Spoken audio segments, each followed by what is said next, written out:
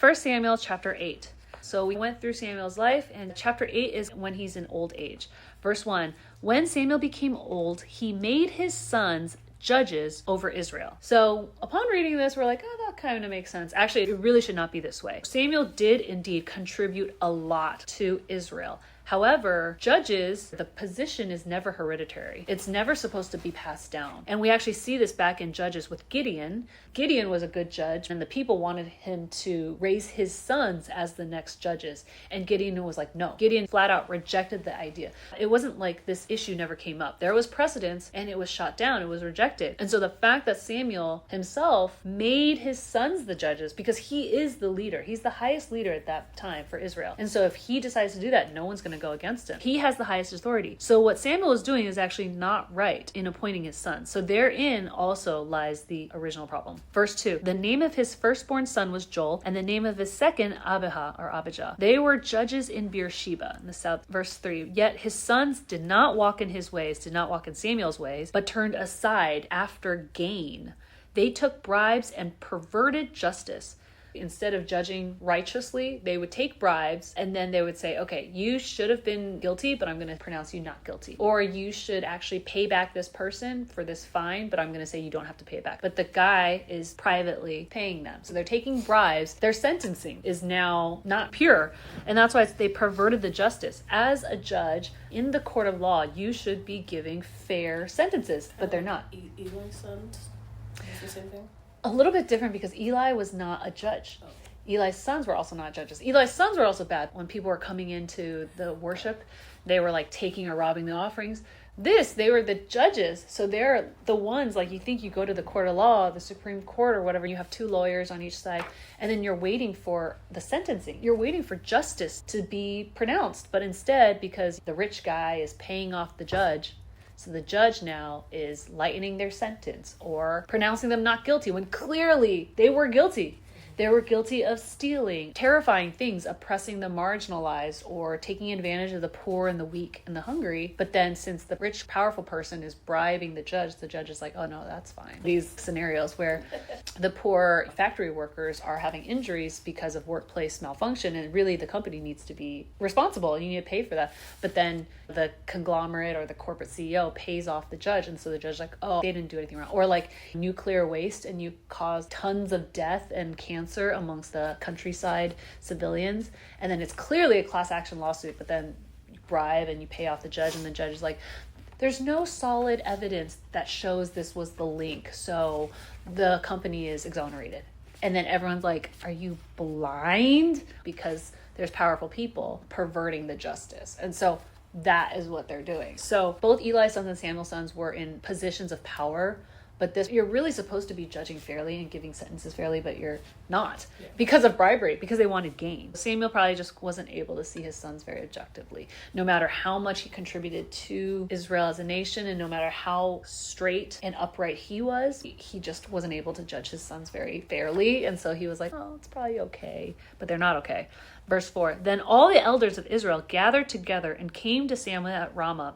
Verse 5, and said to him, behold, you are old, and your sons do not walk in your ways. First of all, that's correct. It's good that the elders came and rejected the sons and were like, this is a problem. Your sons are a problem. And perhaps because of the Eli situation, that wasn't that long ago, there's still memory of that. So maybe they're like, before this gets out of control, you need to make them step down. You need to clean up, clean house, do something about this. But the next part is now false reasoning. So they say, your sons, take them down, you're old, you need a successor. And your sons are bad, so we don't want your sons either. So we need a successor. And that's fine. But then they said, now, appoint for us a king to judge us like all the nations. So it was correct to reject the sons, but it was wrong now to ask for a king as their rationale, as their reasoning. Because God is their king. God's like, you don't need a king. And it is true. They might need another judge, another human judge. When the time is right, God will bring up another judge. Maybe you can ask God, can we have another judge? But they're like, no, we don't want a judge. We want a king. And the reason is so that we can be like the other nations. So we could be like the other pagan nations that are next to us. Verse 6, but the thing displeased Samuel when they said, give us a king to judge us. And so at first, some people might be like, oh, it's because he's offended. He's like, you don't like my sons. But it's actually much more than just a sense of personal rejection. The thing was evil in Samuel's eyes. And Samuel prayed to the Lord. Verse 7, and the Lord said to Samuel, obey the voice of the people in all that they say to you.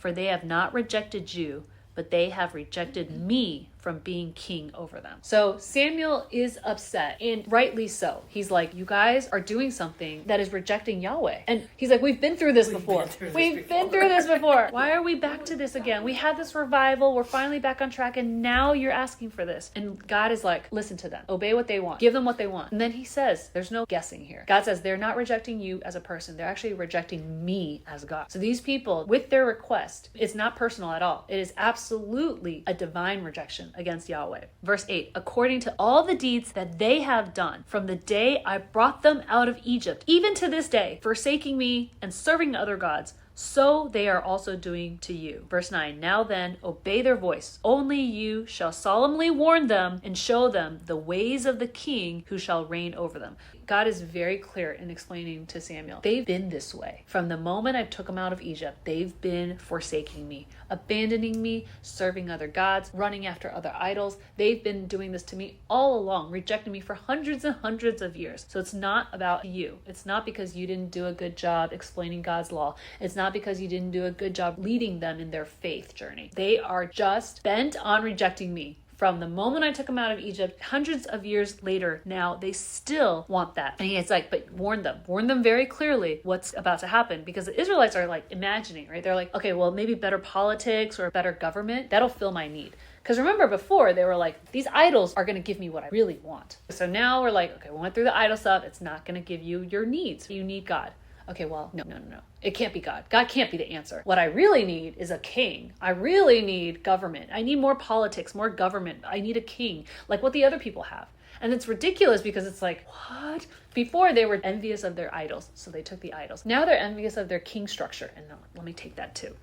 And so God's like, warn them that they are right now abandoning and forsaking God instead, and they want an ungodly king, right? So it is also pointing towards Jesus, right? So where there is this intense rejection of Jesus Christ as well later on. And so Samuel starts warning them. Verse 10, so Samuel told all the words of the Lord to the people who are asking for a king from him. Verse 11, he said, these will be the ways of the king who will reign over you. And we translate it as ways of the king, but in Hebrew it's just mishpat. Mishpat means justice. Like this is the law of the king. This is the king's justice, not God's justice. Because a human exacting justice is going to look very different from what God wants. A king is going to have you guys serve him. Jesus Christ serves us. But a king is going to take all you have to serve himself because he is human and humans are self-centered. And that is what kings do. That is definitely what the Gentile kings do. And that's definitely what the Israelite king is eventually going to do too. So Samuel starts to warn them, this king, he will exact his own justice over you. He will take your sons and appoint them to his chariots and to be his horsemen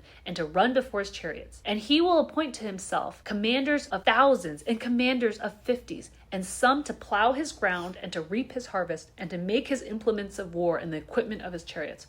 So you need manpower. It's come after your children because you want an army. You need to give me the people. There's going to be a draft. So your sons are going to be taken as soldiers. So they're not going to stay with you and they may die young because they're fighting for your king. You wanted the king, right? And I need blacksmith. I need workers to work the grounds, to build me structures. They're not going to stay at home with you making money for yourself. You're not going to come into the king's land and start working for the king. Verse 13, he will take your daughters to be perfumers and cooks and bakers. So not only your sons, he's going to come after your daughters too. Verse 14, he will take the best of your fields and the vineyards and the olive orchards and give them to his servants. I'm taxing you too. All of your harvest, I'm going to take a portion. I'm going to take a cut. Verse 15, he will take the 10th of your grain and of your vineyards and give it to his officers and to his servants. And by the way, nowadays we take the tax and we supposedly give it back to the people. The kings back then, they take as much as they want and they can change the taxation anytime they want. And they don't give it back to you for infrastructure. They give it to their favorite officer, their favorite prince, their favorite daughter, their concubine. So they take and fleece from the people so to give to his favorite people that are not you guys, the citizens. It's going to be his officers that have done nothing, by the way. They're not harvesting. They're not farming. They're not working. You guys are working and you have to give what you have to the king so that he can do whatever he wants with it into his storehouses, into his treasury. Verse 16, he will take your male servants and female servants and the best of your young men and your donkeys and put them to his work. He will take the 10th of your flocks and you shall be his slaves. And in that day, you will cry out because of your king, whom you have chosen for yourself. But the Lord will not answer you in that day. So very clearly warns, this is what happens when you have a king. And we know this now when we look back on king structures across all nations, all countries around the world. This really is what happens. When you have a bad king, it really sucks. They'll take more than 50% from the people and their children and their daughters and sons. So earthly kings have come to be served and not to serve. It's the exact opposite of Jesus Christ. So 100%, they're coming. You want this king? This king is just going to come and oppress you and take what is yours. But they don't care. So here, the Lord gives them over to their evil and errant desires. You're going to regret it one day. When they are heavy-handed over you, you have to take full responsibility. 100% rejection of the Lord. And when you cry out, the Lord is not going to answer you. So the Lord here is not just like, you can reject me and it's fine. He's like, I will not answer you. Because you right now, you are absolutely breaking away from me by choice. Intentionally. He gave them a really long warning, very clear what was the consequences. Verse 19, but the people refused to obey the voice of Samuel, and they said, no, but there shall be a king over us, that we also may be like all the nations, and that our king may judge us and go out before us and fight our battles. So if you think about it, doesn't this sound a little bit similar to when Jesus was in front of Pontius Pilate, and Pontius Pilate was like, here is your king. And they're like, no, crucify him. We don't have any other king except Caesar. Like this like emotional responding almost insanely. Crucify him to Pilate. And the idea is we don't want Yahweh. We don't want Yahweh. We just want a king. I don't care if he taxes us 80%, 100%. We want a king so that this king can fight for us and do all our bidding. I mean, like, no. The king is not going to do your bidding. But it's this insane assumption, this almost fantasy in their own idea because they want their way. They think, I know what's best. Not very different from a kid. I want what I want. Give it to me right now. And essentially, when we are adults, we still actually have this nature. God, give me what I want. I don't care if that rejects you. I don't care if that's not good for me. I want what I want and give it to me now. And if that means I have to break away from Lord, so be it. I want my plans and I want my things. Verse 21, and when Samuel had heard all the words of the people, he repeated them in the ears of the Lord. So Samuel went back. Not that the Lord didn't know, but Samuel's talking to him like, okay, well, they are insisting. So what do we do? Verse 22, and the Lord said to Samuel, obey their voice and make them a king. Samuel then said to the men of Israel, go, every man to his city. And again, I mean, this is great writing. We're on a cliffhanger again. I know. We're on a cliffhanger. It's amazing. Next episode. Yes. We started with a great revival. We started with everybody back on track. But because of peace, they've now grown comfortable. And they're like, you know what? I want a king now. And you're just like, we just went through this. How are we back again? It could be that they're disenchanted by the leadership. And so what they said at first is right. Those two sons need to go. Yeah.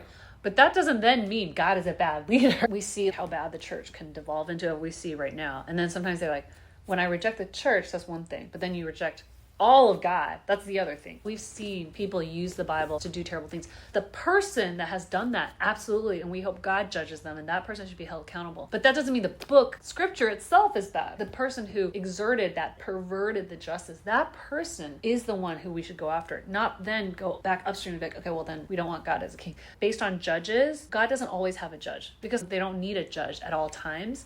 So they could have just said, God, do we need a judge right now? Just like how during that revival, they came back to the Lord. Instead of trying to say, Philistines are approaching us with all of their weapons and their army, so should we go get ready? They're praying and seeking and calling out to God. In this moment, I agree. Samuel's about to die. Yeah, because he's getting old. The sons are not fit to be leaders. What should we do? This is an even better situation. There's no army marching towards you. So this is a great time to go towards the Lord and pray and ask God to raise a leader. Here's the irony. God actually made provisions back in Deuteronomy about establishing a king. So he knew that at some point they're going to do this. And so he's like, if you must, when you do this, when you reject me, because I know your hearts, when there is a point in time when you feel like you have to be like everybody else. And the irony is that they're looking at the pagan nations that are not better off. Spiritually, they're absolutely dead. But externally and materialistically, they're like, well, look, the Philistines have a king and the Amorites have a king. And they look like they're doing so well. But we do it too. As Christians, we're like, oh, being part of the church is so dry. And I can't just live my life. It seems like the non-Christians have a better time in life. But really, it's empty and very lonely. But we don't see it. So the Israelites are like seeing all the glamorous side and then coveting that. And God's like, you are in safety, in peace. And yet you are wanting to leave God's sheepfold, God's protection. And God's like, but if that's what you want, go ahead. But it's interesting because God does actually list out all the provisions about a king. And then later on we see Solomon breaks every single one of them. Yeah. So yeah, it's sad. The Israelites really wanted to be like the world.